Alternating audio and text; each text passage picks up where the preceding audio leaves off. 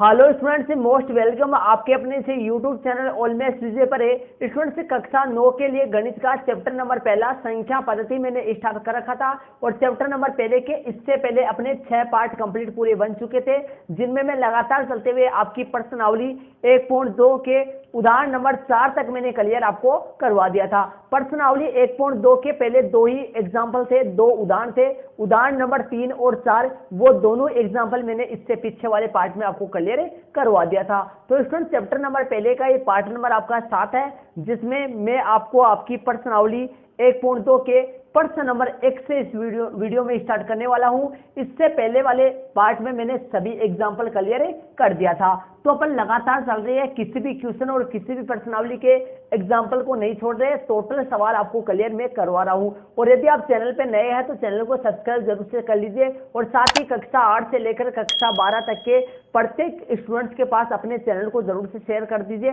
ताकि सभी स्टूडेंट्स से अधिक स्टूडेंट चैनल के माध्यम से अपना सिलेबस पूरा कर सके। तो चलिए, प्रश्न नंबर 1 आपके सामने मोबाइल की स्क्रीन पे आ चुका है। प्रश्नावली 1.2 का प्रश्न नंबर पहला आपके सामने है। पहले क्वेश्चन को अपन समझते। देखिए, नीचे दिए गए कथन सत्य है या असत्य है, कारण के साथ अपने उत्तर दीजिए। सत्य असत्य बताना है, और सत्य है तो क्यों है उसका रीजन, असत्य है तो क्यों है उसका रीजन अपने को बताना है। तो पहला प्रश्न देखिए, रोमन में, प्रत्येक अपरिमेय संख्या एक वास्तविक संख्या होती है।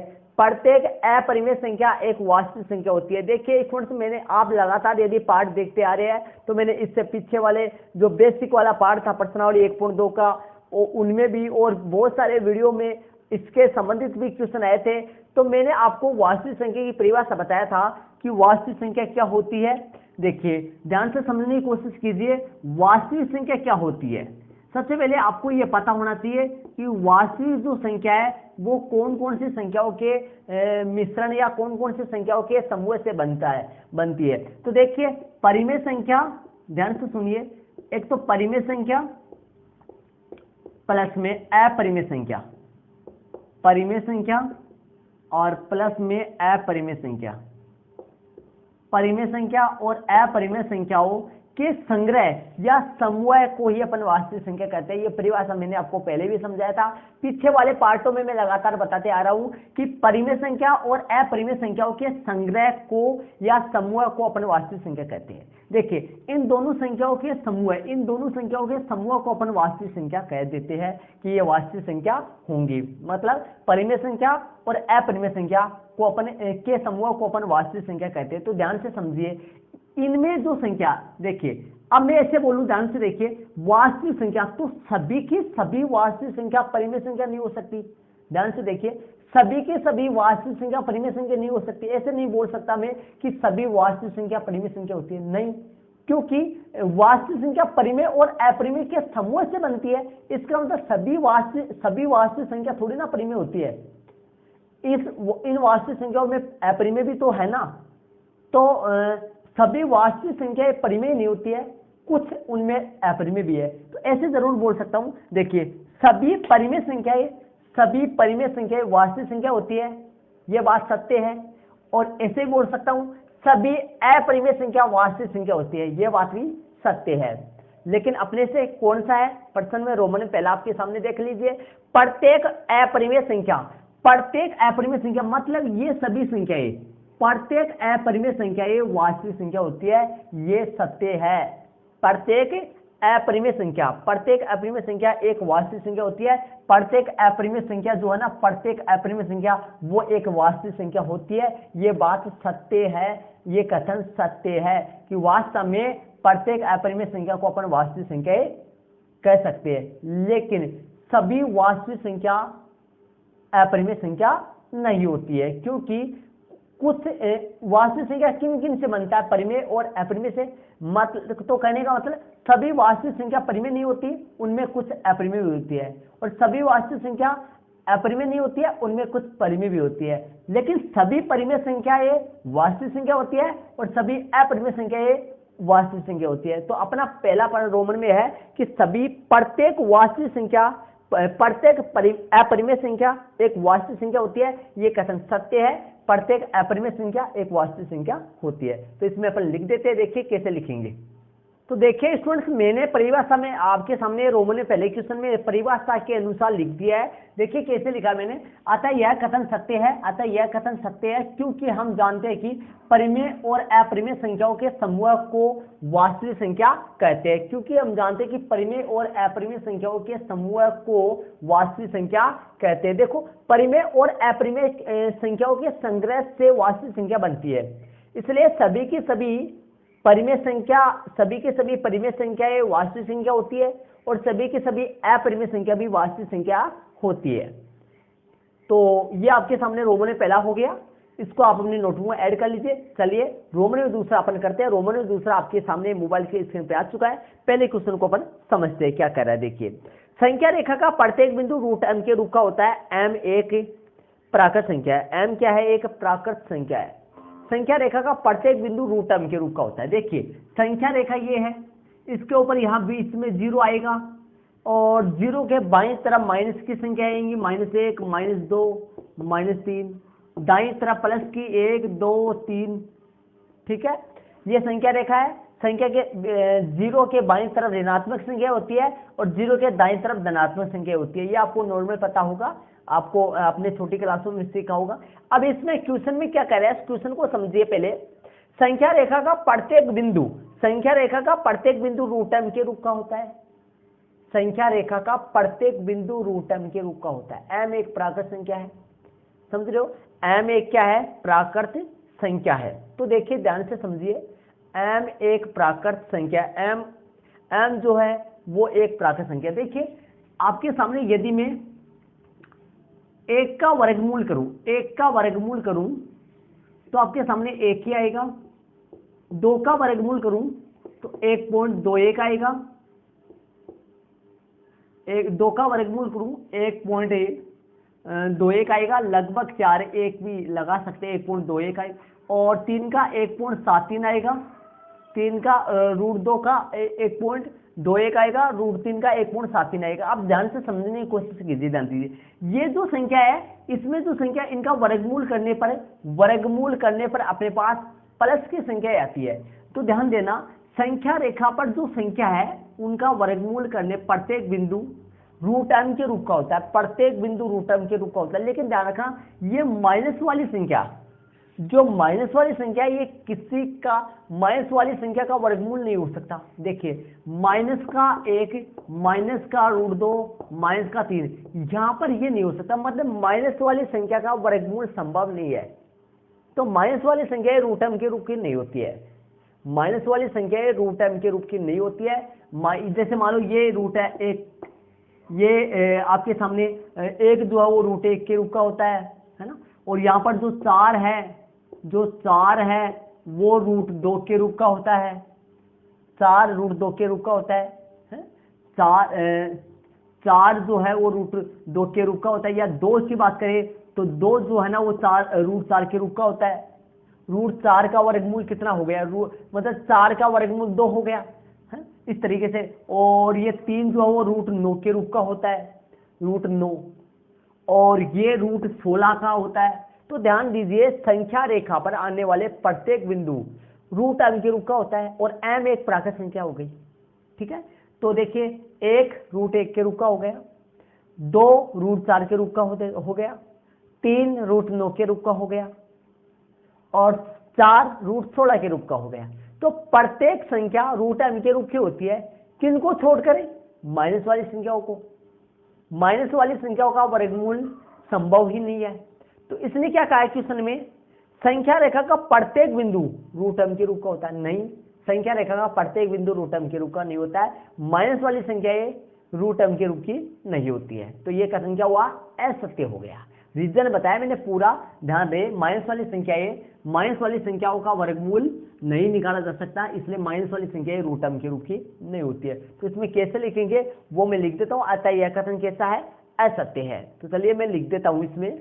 तो रोमन में जो दूसरा है वो मैंने कर दिया। देखिए, अतः यह कथन असत्य है। अतः यह कथन असत्य है क्योंकि कोई भी ऋण संख्या, मतलब कोई भी माइनस वाली संख्या है, कोई भी माइनस वाली संख्या किसी भी प्राकृत संख्या का वर्गमूल नहीं हो सकती। किसी भी प्राकृत संख्या का वर्गमूल नहीं हो सकता। तो देखिए ध्यान दीजिए स्टूडेंट्स, कोई भी ऋण संख्या, कोई भी माइनस वाली संख्या, मतलब माइनस वाली संख्या किसी भी प्राकृत संख्या का वर्गमूल नहीं हो सकती। कोई भी ऋण संख्या किसी भी प्राकृत संख्या का वर्गमूल नहीं हो सकती। तो देखिए नहीं हो सकती है, नहीं हो सकता है, क्या आता है। अतः यह कथन असत्य है, कोई भी माइनस वाली संख्या जो है ना, कोई भी माइनस वाली संख्या किसी भी प्राकृत संख्या का वर्गमूल, किसी भी प्राकृत संख्या का वर्गमूल नहीं हो सकती है। तो ये रोमन में दूसरा हो गया। रोमन में तीसरा आपके सामने है, पहले क्वेश्चन को अपन समझते हैं। देखिए रोमन में तीसरा क्या कह रहे हैं। प्रत्येक वास्तविक संख्या एक अपरिमेय संख्या होती है। रोमन में पहला जो था उसका विलोम आ गया, उसका उल्टा आ गया। रोमन में पहला क्या था, उसमें क्या पूछा था, देखिए प्रत्येक अपरिमेय संख्या, रोमन में पहला था प्रत्येक अपरिमेय संख्या वास्तविक संख्या होती है। तो ध्यान से देखिए, अभी मैंने आपको रोमन में पहले में समझाया था, फिर मैं आपको बता देता हूं, वापस समझाता हूं। ध्यान से देखिए, अपरिमेय, परिमेय प्लस अपरिमेय, परिमेय प्लस अपरिमेय बराबर में आएगा परिमेय प्लस अपरिमेय। तो ये आएगा मिला के, इसको बनेगा वास्तविक संख्या।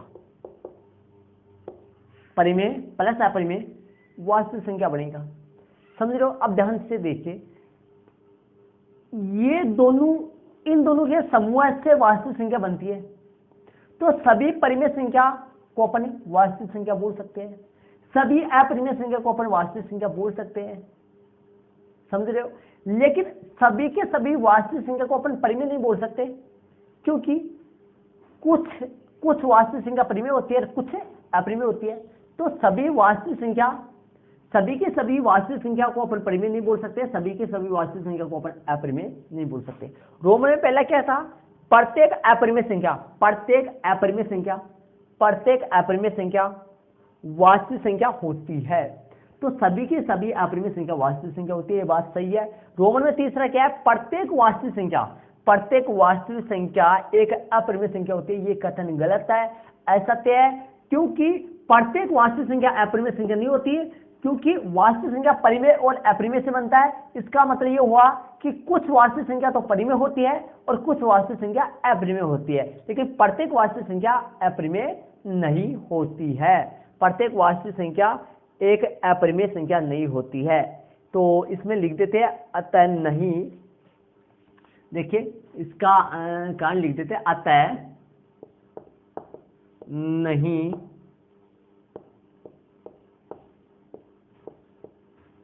यह कथन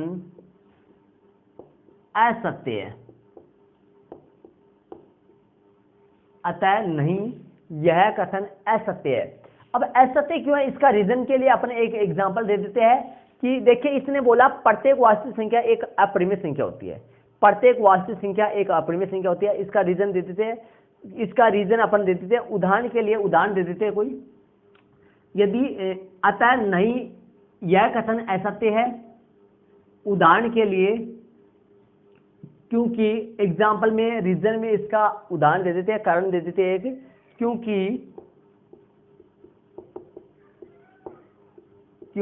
उदाहरण के लिए, उदाहरण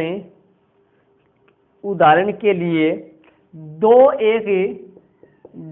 एक वास्तविक संख्या है, दो एक वास्तविक संख्या है,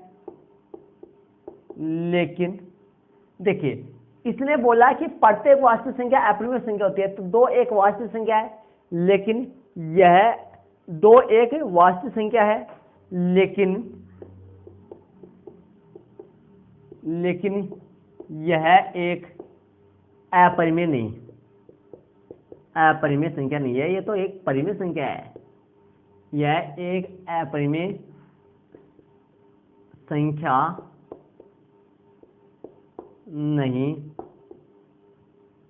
नहीं है। तो मैंने रीजन दे दिया, आपके सामने देख लीजिए कि क्योंकि उदाहरण के लिए दो एक वास्तविक संख्या है, किंतु यह एक अपरिमेय संख्या नहीं है।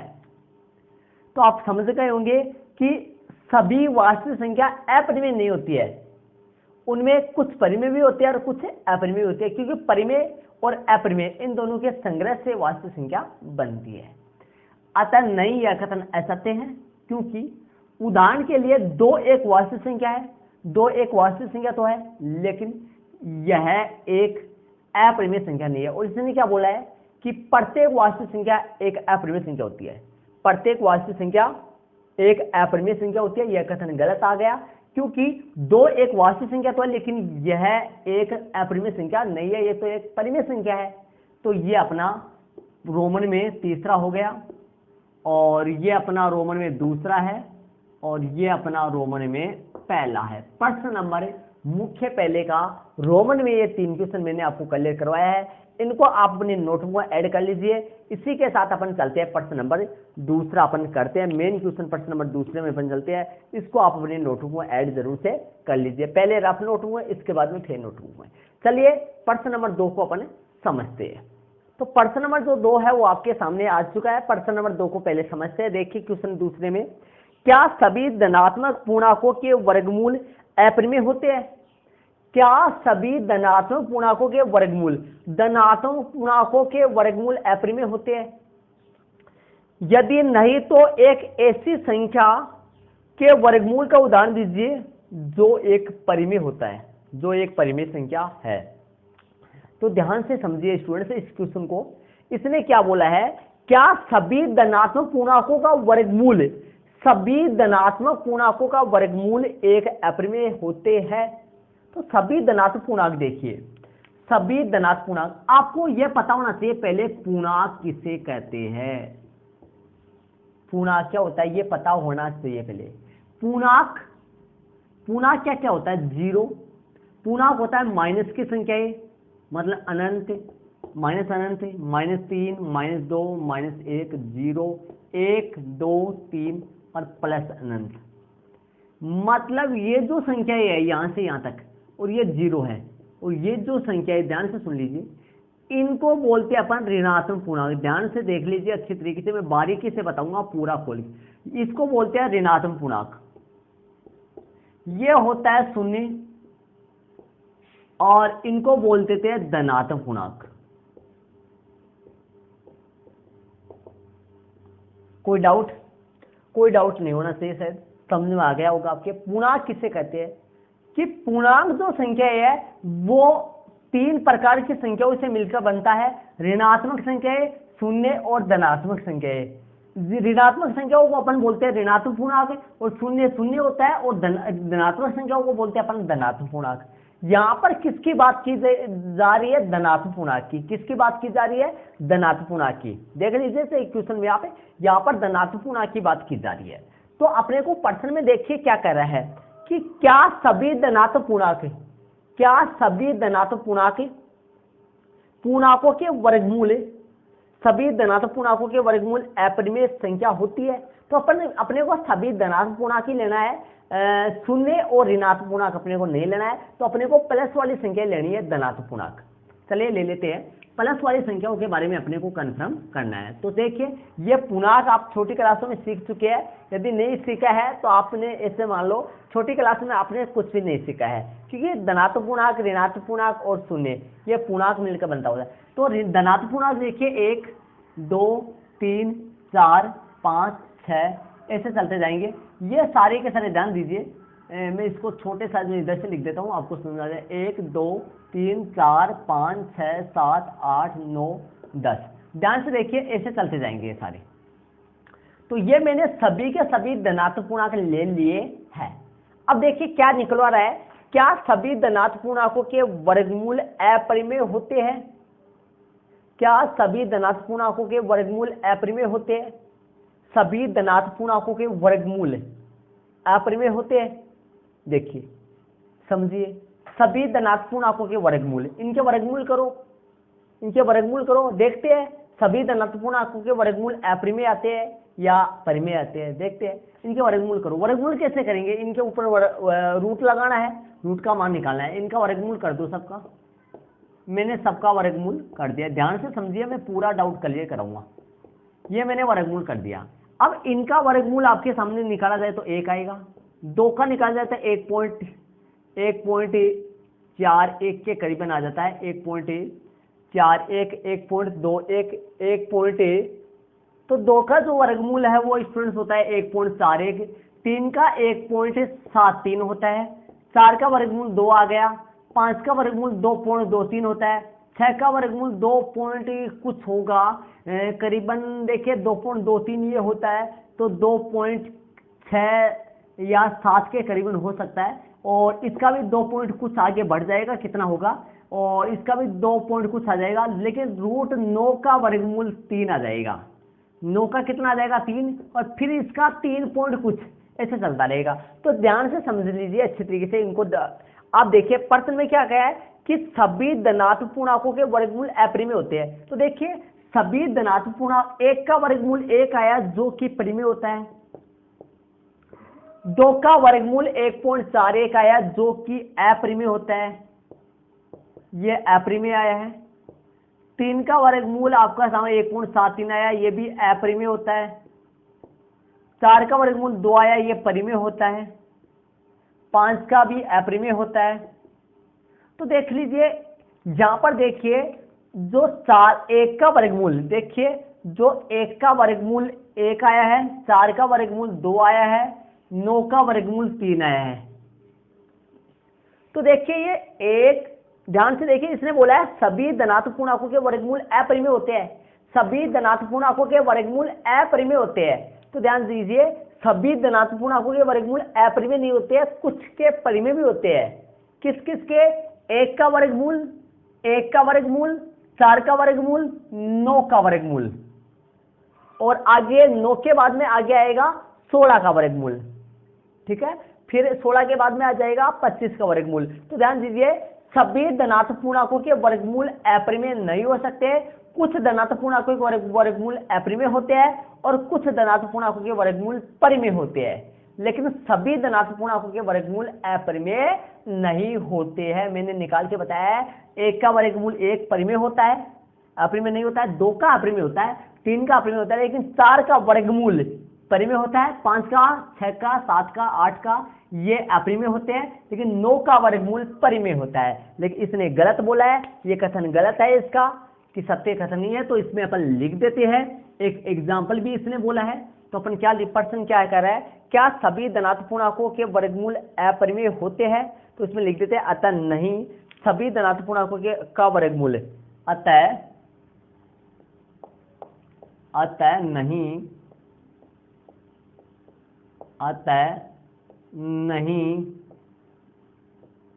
सभी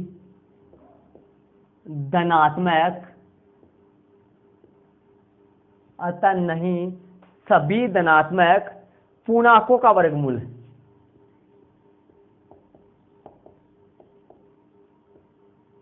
अतः नहीं सभी धनात्मक पूर्णांकों का वर्गमूल, अतः नहीं सभी धनात्मक पूर्णांकों का वर्गमूल, अतः नहीं सभी धनात्मक, अतः नहीं सभी धनात्मक पूर्णांकों का वर्गमूल अपरिमेय नहीं होता है, अपरिमेय नहीं होता है। इसने बोला क्या सभी धनात्मक पूर्णांकों के वर्गमूल अपरिमेय होता है? इसने बोला क्या सभी धनात्मक पूर्णांकों के वर्गमूल अपरिमेय होते हैं? तो अतः नहीं सभी धनात्मक पूर्णांकों का वर्गमूल अपरिमेय नहीं होता है, मतलब सभी प्लस वाली संख्याओं का वर्गमूल अपरिमेय नहीं होता है, कुछ का परिमेय होता है। उदाहरण देना है ऐसा, यदि नहीं तो एक ऐसी संख्या के वर्गमूल का उदाहरण दीजिए जो एक परिमेय होता है। तो उदाहरण के लिए उदाहरण देना है, एग्जाम्पल देना है इसका, उदाहरण के लिए उदाहरण देना है इसका, उदाहरण के लिए 4 उदाहरण के ऐसा उदाहरण देना है जो धनात्मक पूर्णांक हो लेकिन जिसका वर्गमूल परिमेय हो, अपरिमेय नहीं हो, ऐसा एग्जाम्पल देना। उदाहरण के लिए ऐसा धनात्मक पूर्णांक, उदाहरण के लिए ऐसा धनात्मक पूर्णांक, ऐसा धनात्मक पूर्णांक 4 है। उदाहरण के लिए ऐसा धनात्मक पूर्णांक कौन है? ऐसा धनात्मक पूर्णांक 4 है जिसका वर्गमूल 2, जिसका ऐसा धनात्मक पूर्णांक 4 है जिसका वर्गमूल, ऐसा धनात्मक पूर्णांक 4 है जिसका वर्गमूल 2 एक परिमेय संख्या है, जिसका वर्गमूल 2 एक परिमेय संख्या है। ध्यान से देखिए, समझिए स्टूडेंट्स इसको अच्छी तरीके से, जिसका वर्गमूल एक परिमेय संख्या, जिसका वर्गमूल एक परिमेय संख्या है। तो देखिए अपने को प्रश्न में बोला क्या सभी धनात्मक पूर्णांक एक परिमेय संख्या होती है, तो मैंने लिखा अतः नहीं, सभी धनात्मक पूर्णांकों का वर्गमूल, सभी धनात्मक पूर्णांकों का वर्गमूल अपरिमेय नहीं होता है। उदाहरण के लिए ऐसा धनात्मक पूर्णांक 4 है, ऐसा धनात्मक पूर्णांक कौन सा है, 4 है, जिसका वर्गमूल 2 एक परिमेय संख्या है, अपरिमेय नहीं है।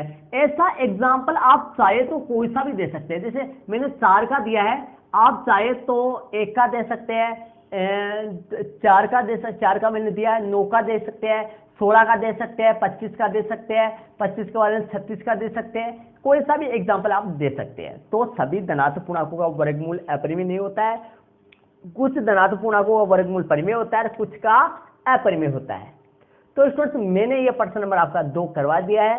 तो स्टूडेंट्स मैंने आपको इस वीडियो में आपकी प्रश्नावली 1.2 के प्रश्न नंबर पहला और प्रश्न नंबर दूसरा कंप्लीट करवाया है। वीडियो कैसा लगा कमेंट जरूर से कीजिए, और साथ ही कक्षा 8 से लेकर 12 तक के प्रत्येक स्टूडेंट्स के पास अपने चैनल को जरूर से शेयर कर दीजिए। इस तरीके का चैनल आपको शायद ही यूट्यूब पे मिले, क्योंकि इस चैनल पे के माध्यम से मैं आपको लगातार सिलेबस कराऊंगा, कोई भी क्वेश्चन अपन मिस नहीं करेंगे, लगातार अपन पढ़ेंगे। प्रश्न नंबर जो तीसरा है वो आपको देखिए, प्रश्न नंबर तीसरे की बात करें तो प्रश्न नंबर तीसरा आपके सामने एक बार देख लीजिए। इसको दिखाइए कि संख्या रेखा पर √5 को किस प्रकार निरूपित किया जा सकता है। दिखाइए कि संख्या रेखा पर √5 को किस प्रकार निरूपित किया जा सकता है। तो देखिए ये वाला क्वेश्चन फिर अपने नोटबुक में ही करना पड़ेगा, क्योंकि इस क्वेश्चन का डायग्राम बनेगा, जिसके लिए अपने को चंदा फुटा प्रकार जो ज्योमेट्री सामग्री होती है उसकी अपने को आवश्यकता पड़ेगी। तो प्रश्न नंबर जो तीसरा है, जो प्रश्नावली 1.2 का लास्ट प्रश्न नंबर जो तीसरा है वो अपन नोटबुक में करेंगे। तो स्टूडेंट्स ये वाला वीडियो आपको कैसा लगा कमेंट जरूर से कीजिए, और साथ ही इन दोनों क्वेश्चनों को आप अपने नोटबुक में कर लीजिए। चले आगे वाले पार्ट में मिलते हैं। जय हिंद।